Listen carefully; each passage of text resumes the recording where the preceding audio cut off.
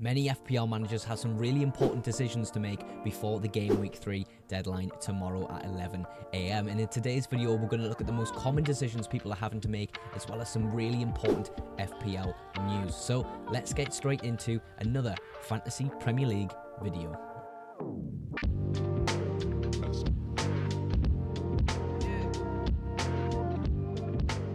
With the way pricing is in FPL this year, a lot of us can only afford to have one of these men here, Salah or HAALAND. And I suppose you can see in the data there, they've had a pretty strong start to the season, obviously playing a lot of minutes for their respective clubs and both scoring a good amount of goals in the opening fixture. Of course, HAALAND scoring a hat-trick in his last fixture against Ipswich. And I kind of want to share with you two drafts for a wildcard 3, one with Salah and one with HAALAND. We'll start off with the best wildcard team that Fantasy Football Hub have suggested, and it is a Salah only draft, which I think is a really interesting thing to consider.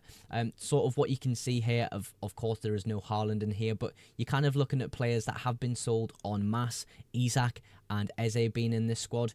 We're going to kind of look as well now at the HAALAND only draft. This is something that kind of made slight adjustments to that best wildcard team that Fantasy Football Hub have made, but have included Erling Haaland. Cucurella makes his way into the team, being the best £5 million asset in terms of what Fantasy Football Hub think. And I do think Cucurella is a good option for Chelsea. He's sort of quite important on how they build up as well. I do like Colwill at a bit of a cheaper price point, saving 0.5 million there. But I suppose the conversation that we're kind of trying to inspire with this sort of section of the video is it's possible to have a good team with either HAALAND or Salah. It's just sort of just who you prefer. At the moment, I'm personally on a Salah only draft, but a HAALAND only draft is really tempting, especially with how he scored a hat-trick last week against Ipswich. But yeah, let me know in the comments which sort of one you're leaning towards at the moment. It kind of will help me with my personal team, and it kind of gives me a little bit of perspective in terms of what the FPL community are doing. So who are you on at the moment? Are you on Salah?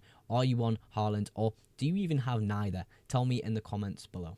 Now, a popular comparison we're starting to see pop up in the FPL community is Eze versus MBUUMO. Eze is now 6.9 million after a mass sell by loads of FPL managers this game week, and of course MBUUMO remains at 7 million with no price drop. And sort of the reason Eze has done a price drop this week, I suppose, is he just hasn't had the points to match how he's been playing, and I can understand the frustration of many FPL managers, but Eze is someone I'm looking at personally bringing in to my FPL team. I suppose we can look at the data straight away and see that Eze has been a real positive player in those first two fixtures and has been unlucky not to receive some attacking returns, especially after that free kick that got disallowed in the first game week, I believe it was. So yeah, unfortunate for Eze owners there. And so I understand the frustration in selling Eze, but for me, Eze at the moment, from my personal squad, is a buy. And sort of the person who's rivaling him for that position in my team is MBUUMO. Of course, Brentford are not having the most amazing start to the season, but fixtures will start getting better for Brentford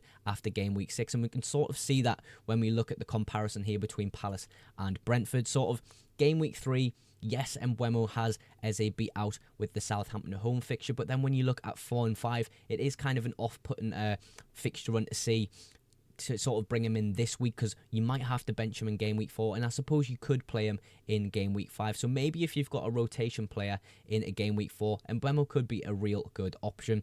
And for me, just Eze, with the fixture run he has, it's kind of more consistent, and I don't mind playing him in some of these harder fixtures, in the Chelsea away fixture, in the Man United at home fixture, and of course against Liverpool at home in game week 7. And if you look at some of the more easier fixtures in that run, you've got your sort of Leicester's at home, Everton away, Forest away, Wolves away, and of course Fulham at home at the end in game week 11 there. Game week 6 onwards, I think maybe MBUUMO does have Eze beat out in terms of fixtures, but I think maybe in terms of consistency, I'm kind of looking more towards an Eze, but I do want to own a Brentford asset from game week 6 onwards. So yeah, I suppose the interesting thing about these two is they're both great options. It's just sort of your personal preference on which player you like the most. Now, of course, in the last section, we covered a little bit about MBUUMO already, but we sort of want to touch upon the Brentford news at the moment. Of course, it seems that TONEY is out the door for Brentford, which is really positive for players like Wissa and for players like MBUUMO. Of course, it means now MBUUMO will be on penalties for Brentford, and a lot of the minutes will go to these two on the right-hand side of your screen there, MBUUMO and Wissa. And I do really like the fact that MBUUMO is now on penalties. It makes him such a better option now. We know for certain, well, we don't know for certain, but it is pretty clear that Ivan Toney is out the door at Brentford. So yeah, MBUUMO and Wissa could be great options going forward. And sort of like I said about MBUUMO, game week 6 onwards is kind of the fixture run you want to be picking up Brentford players for. So that's something to look out for in the next few weeks. Aston Villa are coming up on a real good fixture run in the next few weeks, and I sort of want to talk about their defensive lineup for the next few fixtures as well. Of course, we now know that Matty Cash is out for a month for Aston Villa. In sort of FPL terms, that means game week 6 and 7 we can maybe expect Matty Cash to come back, but for now I do think Nedeljkovic will start at that right back position for them at 4 million, although it has been known that Konsa can play in that position, so I sort of think it is a little bit of a worry there. And maybe with the emergence of Tyrone Mings coming back into the squad, we could see Konsa play a little bit of right back if Nedeljkovic is having a struggle at that position. But I think he can hold himself up against these fixtures that he's got coming up. So maybe we can see some good value in a £4 million defender there. But I'm just a little bit unsure, especially with Konsa being able to play that position. Of course, Pau, Digne and Martinez being the common starters in those positions. Of course, I think we have to look out for Ian Maatsen as well at that left-hand side position. Digne could lose his place. Maatsen, of course, is a fantastic player, and personally, I really do like Ian Maatsen quite a lot as a footballer. I suppose we can look at the bottom of the screen there to look at the fixture run that is actually coming up. Of course, you can kind of see there, maybe the only iffy fixture we can really see there is game week 7, Man United at home. But I do think game week 6, Ipswich away, will be a little bit of a tricky fixture, because I think Ipswich at their home ground are going to put a lot behind their players in terms of fans getting behind their players and really putting on a good performance at home. So maybe things get a little bit scrappy at their ground, but I think Aston Villa can really hold their own in those fixtures to come in the next sort of 6 game weeks onwards. Now, this graphic here shows us the goal and clean sheet odds for game week 3, and sort of the green boxes you can see there are the highest values in their respective columns. Of course, the first column being the goals column there, you can see Chelsea coming first, City second, and third, just behind City, is Liverpool. And we can kind of link captaincy to these odds as well. Sort of Chelsea, you're looking at the best captain there of being Cole Palmer. City, obviously Erling Haaland, and of course with Liverpool, Mohamed Salah being my favourite captaincy option for Liverpool. And then the next one along, you're looking at clean sheet odds as well. Arsenal coming out on top, of course, because they are the best defence in the league, although I do think Brighton will nick a goal in that fixture. And sort of next down, you're looking at City away from home at West Ham. And then the next fixture, of course, a lovely fixture for Brentford this game week with the home fixture for Southampton as well. So, yeah, that is the goal and clean sheet odds for game week 3. This section of the video is probably going to be pretty popular. We're going to speak a little bit about the Man City defence and sort of some of the quotes that are coming out of the Man City press conference that has happened just a few hours ago of time of recording here. So Rico Lewis and Kyle Walker are the main things we kind of looked at in this press conference.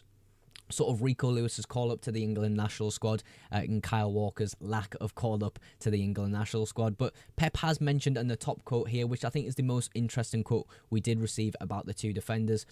Rico Lewis can offer something, and then Kyle Walker can offer something different as well. So both having different roles in the Man City squad, and I think Rico Lewis's role is pretty obvious now, a really advanced right back position, and at times he is getting into the box and causing a real problem for teams. Of course, hitting the bar in the Ipswich fixture, we all know he should have scored in that game. I suppose Kyle Walker is a defensive asset, and at the end of last season we've seen that, of course, when Kyle Walker is playing, Guardiola on the other side of the pitch gets more advanced. I suppose when Rico Lewis plays, it does kind of make Guardiola a less of, you know, an important asset in terms of to own in FPL. His attacking potential does get diminished a little bit, of course, with Rico Lewis bombing on so far up in the pitch. If you had asked me right now, do I think Rico Lewis is going to start the next fixture, I would maybe say, you know, yes, but there is always a risk of Kyle Walker being there. And do I really want to play Pep Roulette with sort of Rico Lewis in my team? I think I might take that chance and bring him in myself. But Kyle Walker is always in the shadows and is a real quality player. We know, obviously, with him playing really well at the Euros. and of course playing well for Man City in the past few years as well. So yeah, it's a real toss-up between them, but I do think Rico Lewis will at least start the next 2 fixtures, but we just never know with Pep Roulette these days.